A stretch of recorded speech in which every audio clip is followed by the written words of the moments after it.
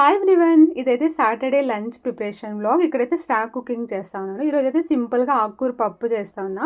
ఈ ఆకుకూర పప్పుకి ఆకుకూరలు నేను ఒక 5-6 రకాల డిఫరెంట్ ఆకుకూరలు కొద్దిగా వేసాను అనమాట. ఇలా వేయడం వల్ల చాలా టేస్టీగా ఉంటుంది.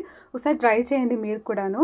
ఇంకా దీంతో పాటు మిల్లెట్ రైస్ కోసమని మిల్లెట్స్ ఒక 4 hours నానబెట్టి పెట్టాను. ఇంకొక బాక్స్లో పిల్లలకి వైట్ రైస్ పెట్టాను. ఇంకా ఎగ్స్ కూడా పెట్టాను.